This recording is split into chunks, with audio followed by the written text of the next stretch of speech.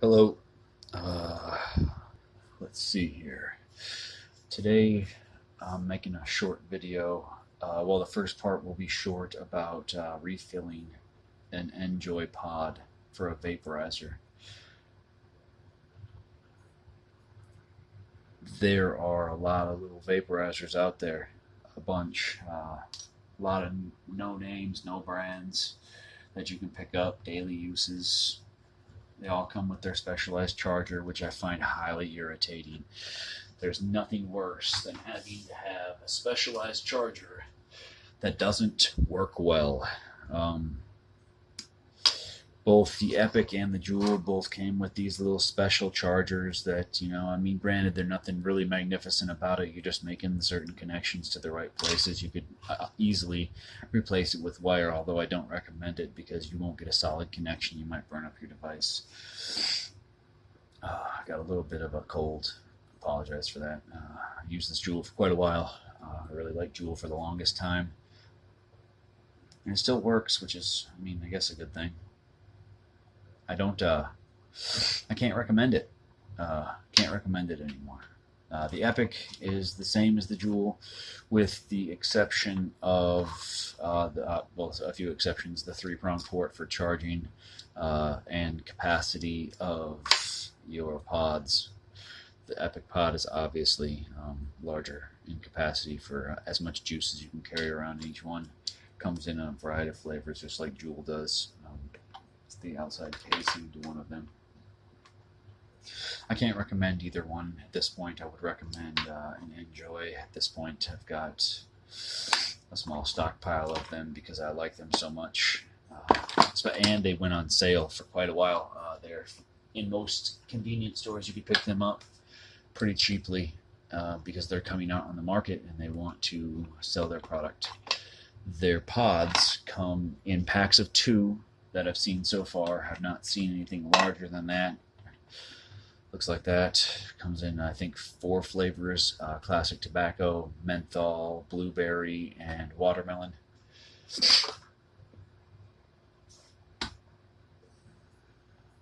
Basics LED lights up when you hit it. Does not light up when you click in, like most of the other devices do, to let you know you have a solid connection, which is fine. I'm not too worried about that.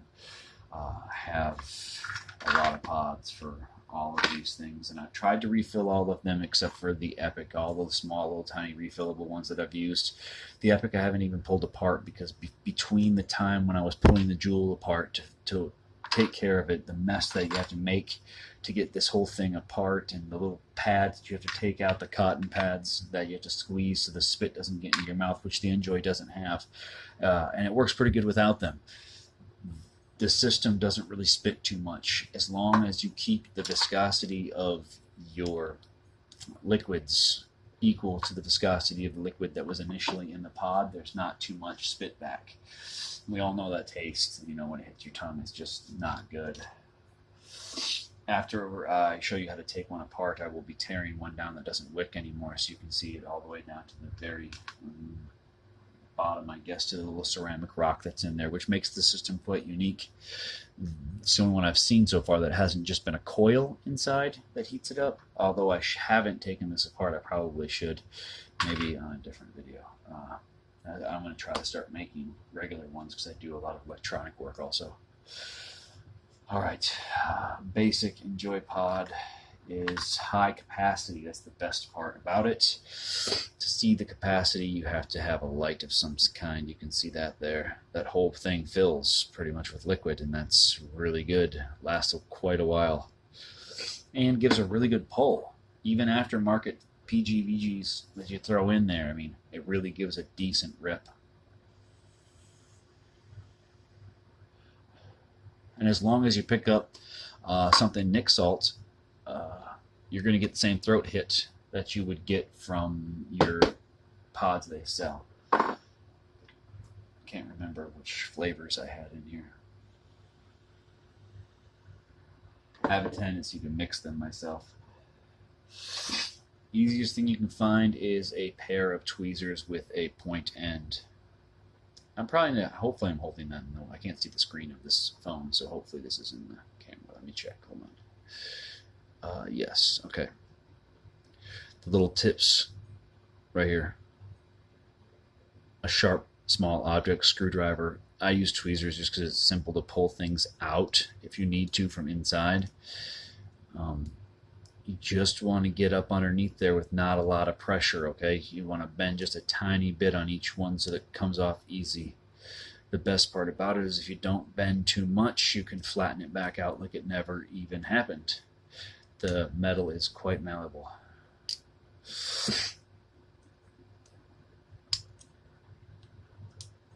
Just pull up a little bit on each side until you get the desired result, which is the cap coming off. Now, after that's opened, there's a little lip right there around the outer edge. Same thing, just stick something in there and pry it up a little bit on each side. There's a two-part section in here with silicone coverings. That doesn't happen all the time. Sometimes the whole thing comes out together and you have your silicone on top. See, and that's why the tweezers are really handy, because you can get down inside of there and you can grab the silicone cover out. Usually it comes out in one piece, much like this one here, with the silicone on it. Okay. Obviously wipe it down. Get any excess fluid off of it. You don't have to take it all off. This isn't a system that has to be sparkly clean when you put it back together, otherwise it won't work. Because it will work, it's just going to get covered in juice again. Alright. Try to make sure when you put these back together that it looks like it's sitting on there correctly. You'll see maybe this will pop up, the ring will stick up a little tiny bit in the center. Make sure you stick something in there and flatten it out, and make sure these little nibs are in the right place. You don't have anything folded, or when you shove it back in there, you're just going to have problems. Basically, before I do anything else, I generally take the item that goes around at the metal piece, the end cap, and I take the side of my tweezers and I fold down the metal parts back to their original space without the little indents. One, I don't forget to do it, and two, it's just, I don't know, it's force of habit at this point. Alright, and you can just pick any juice you want. Let's see. Cherry. Very berry cherry. Guess we'll use that. Although I don't remember if this one is Nick salt, so we'll use a little bit of cherry from this one too. Because I remember one of them being Nick salt and the other one not being Nick salt, so it'll cut the throat hit down in half. But it's just demonstration anyway, so who really cares? Alright. Again, your whole unit, your piece, you're just going to take it, you're going to stick it back down inside. Oh, sorry about that. Fluid levels. Fluid levels. See it? Right at the top of that bar right there. Oh, sorry about that. I probably flashed you.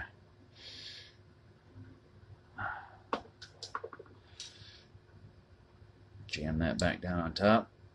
I haven't quite decided yet if putting pressure onto the sides when I put it in or not is beneficial to whether or not you need that suction. I don't know. I just know that it's easy to refill. So much easier than the Jewel without the pads and the tiny little parts that it's insane.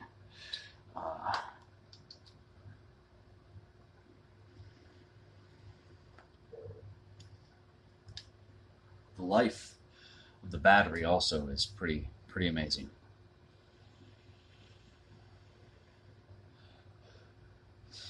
It's really cherry. Just recently found the zigzag juice. Didn't even know it existed. It's pretty good. Tastes like tobacco. It did an excellent job of making a tobacco flavor. So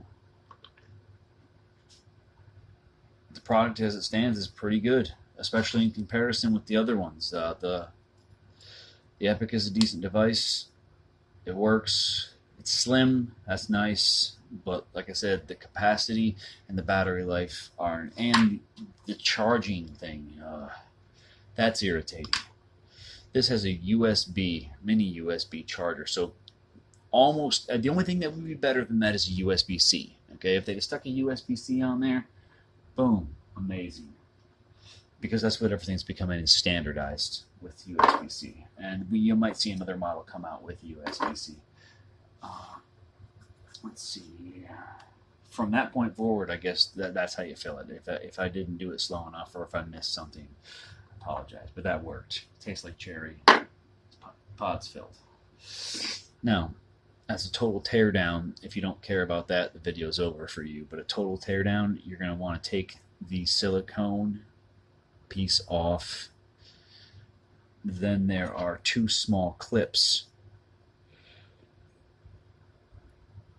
Oh, it's a little slippery. I want to wipe it off.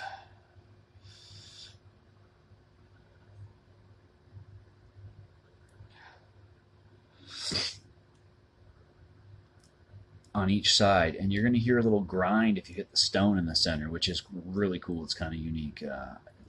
I don't know what it's for specifically. I imagine either cooling down quickly or spreading heat out evenly, maybe both, who knows. Now, like I said, sometimes when you're taking it apart, you'll find that these pieces come apart without you wanting them to. When you're taking the piece out of the pod, it'll come apart in the middle and you have to reach down and grab it, not just the silicone, but this actual piece that I'm pulling off now. Okay, see, and that's all plastic. There's nothing else there. There's no screens, nothing. It's just one big piece of plastic. All right, the tube sits down in there and it deviates away so you don't get all the spit back. Now there's another piece of silicone covering this rock, okay? This little ceramic piece. If you can't see it clearly, my lighting isn't all that great right here. I probably should have set it up better. Take that silicone off too. And I'm going to tell you right now that this silicone piece is very difficult to get back on correctly. It's a pain in the ass because of the small little lips that go underneath the silicone. I mean, underneath the ceramic rock thing there in the center. You got to get those up underneath of it to create a seal for some reason, and I'm not quite sure why yet either. I mean, obviously to make juice so it doesn't get all down in these little contacts, but most contacts go through to where they connect to your power source. Yeah, I've never seen another device with ceramic in there, and like I said, we're going to do a total teardown, so we're going to push on that, and the contacts should pop up. They do. They pop up a little bit. Well, just a tiny bit. They just elevated themselves a little bit. So I don't think that's going to come out all the way. Either way, we're going to snap the sucker off so you can see the coil underneath. There we go. Okay. Your coil is right there on the bottom, that little S shape.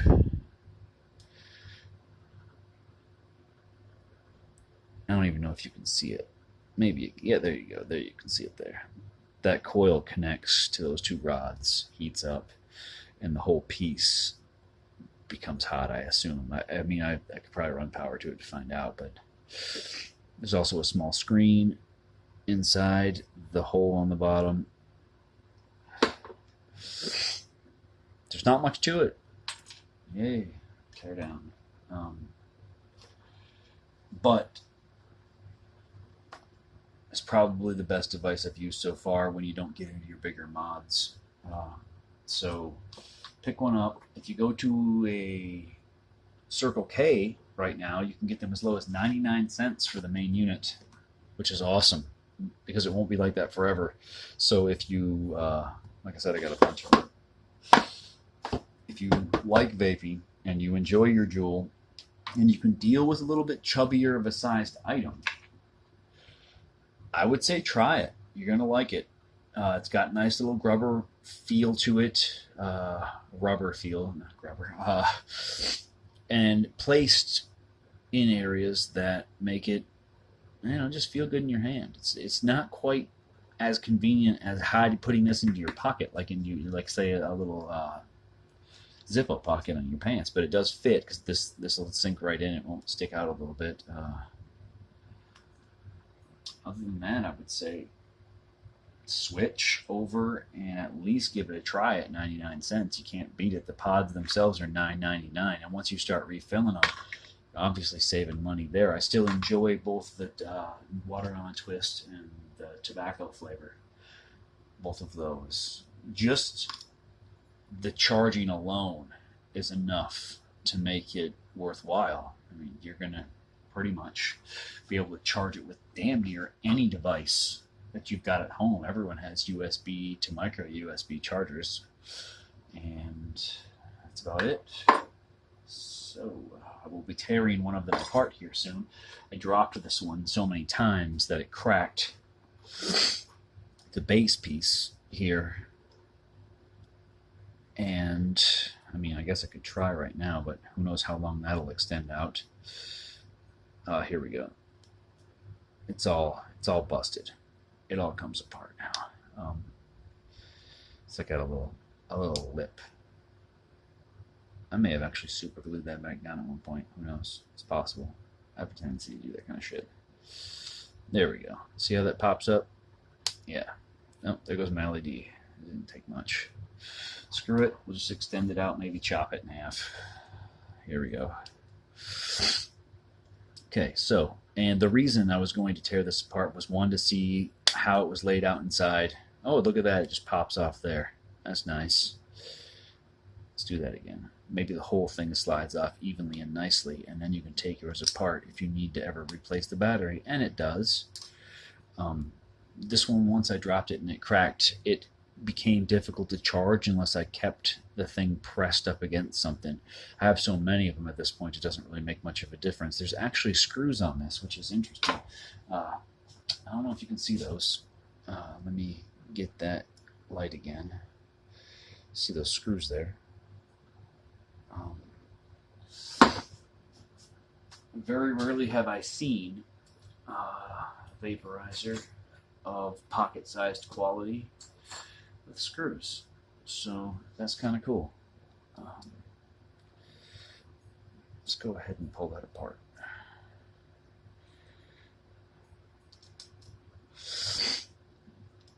This video is probably, it's extending quite long. It's 17 minutes at this point, but who cares? If you don't want to watch anymore, don't watch anymore.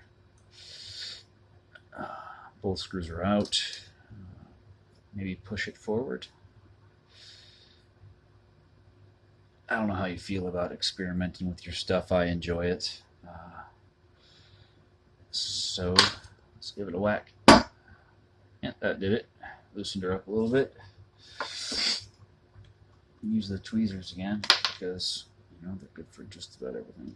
To push it out the rest of the way. So it's acting a little bit like a Joule does when you slide the center out. Oh, look at that. It's got a little fat, chubby capacity battery. Let me see why it was doing that. Did it come loose from the board? It didn't come loose from the board, which is kind of surprising. Maybe, hold on.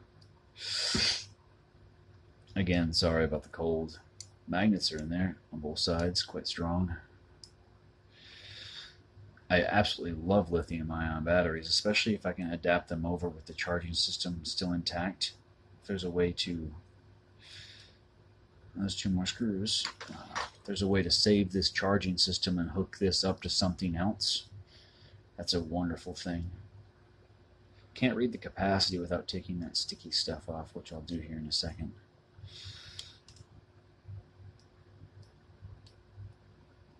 Capacity, what we're talking about there is, let's say, this large battery, 4,000 or 9,000. It's it's a double stack, 4500, and that's just a regular old charger for a cell phone. I had to take it apart and put a new logic board on it, a logic board from a 4000. So once we figure out, in comparison, what that is, this standard charger, which hasn't been torn apart, is a 4000 mAh.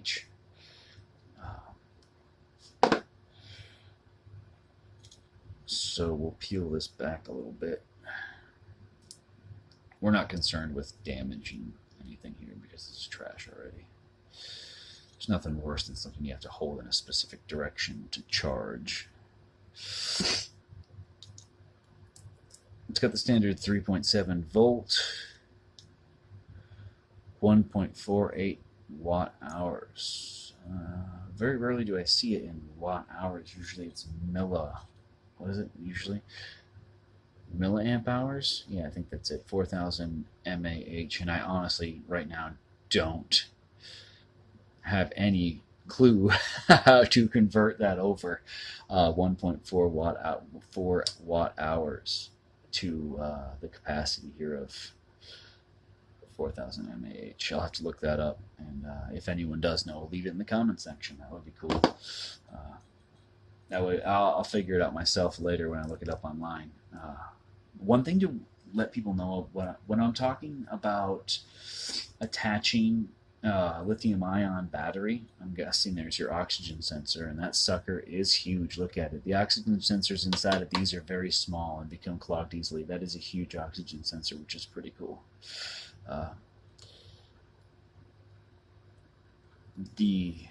Sorry, I get sidetracked and I apologize. When I'm talking about reconnecting a lithium-ion battery to a different source, please don't do that willy-nilly. Make sure your voltages and amperages are the same if you're going to do it at all, because explosions occur. All right, things happen that are negative. Lithium-ion batteries can become unstable and cause lots of problems for you. There's another piece of silicone here on the contacts. So I'm going to peel that off. It seems to be actually kind of wedged in there. There we go. It's got little prongs with nibs on it to hold it in place. You don't really want to destroy any of the connections just in case this is usable later. So I'm going to be a little bit more careful here. Peeling this apart. Figure it out.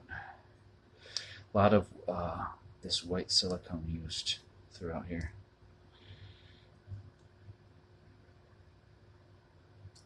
I don't think that is going to help. Pretty sure at this point I'm going to have to cut to get the logic board through that gap. Okay, in that case, options are some snips. So we'll do that. And if you do happen to make the mistake of cutting into this outside wrapper here, it's pretty much over for your lithium-ion battery. There's no real repairing that. At least I wouldn't repair it and then use it. I happen to have a lot of uses for strong magnets also.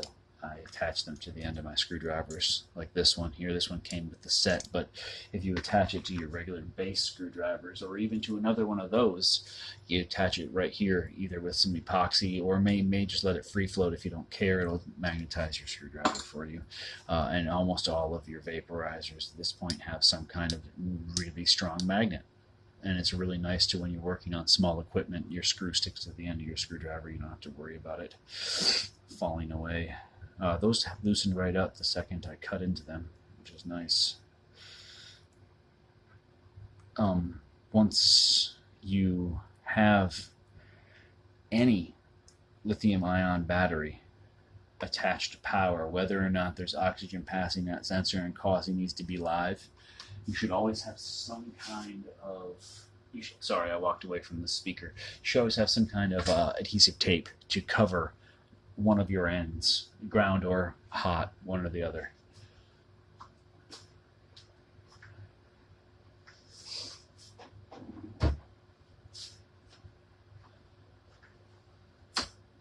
Not doing so will cause it to obviously bridge itself. Consistent flow of current through a lithium-ion battery will cause it to heat, could explode, could just ruin the battery for future use, and that's kind of why we tore it apart in the first place. One, to see what was inside, and two, to use it for other things. So cap it off one end. You can always take the tape back off later. You don't got to cap it off too tightly, just enough to where they don't run into each other when they're free floating.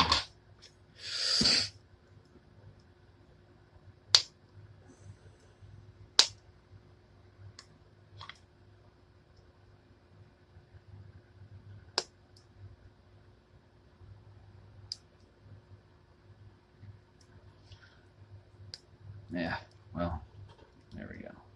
That'll make it a little easier.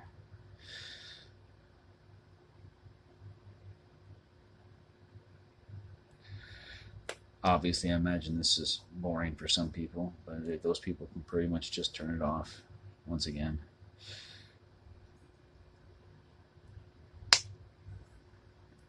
There, she's out. Okay, one end is free. Let's get rid of this whole piece of plastic here. Real quick before we do that, let's see how hard it is to get that magnet out. Pretty sure I should just be able to pop it.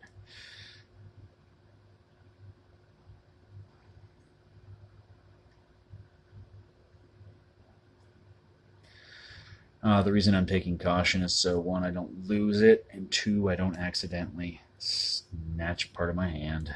There. Got enough to bite.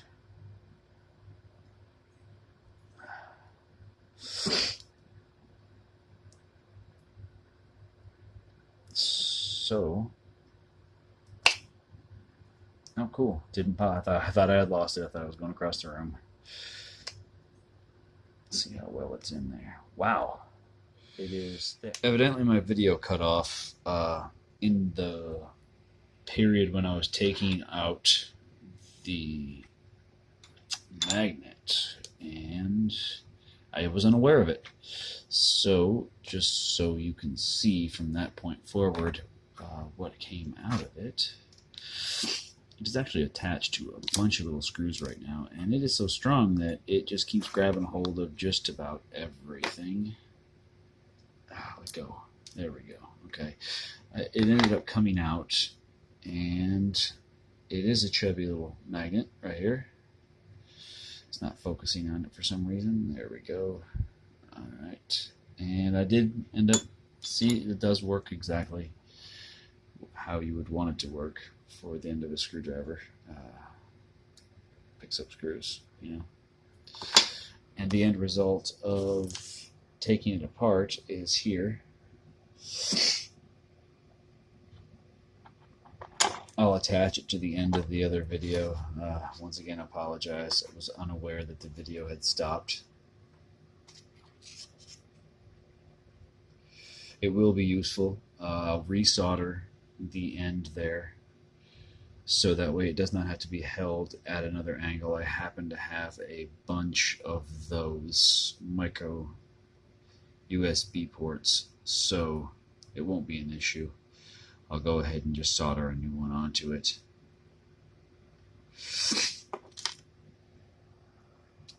A lot of useful parts came out of it. Once again, NJOY would be my recommended brand at this point for a portable, small, daily vaporizer. Stop by any small gas station that has the advertisement in the window at 99 cents, and you won't be disappointed. You're paying $1. The pods are cheaper, they last longer. You're overall just getting a better deal. And I mean, well, who doesn't want that? So, good luck in your vaping. A lot of people are giving negative comments about it, but I mean, it's to help me quit smoking.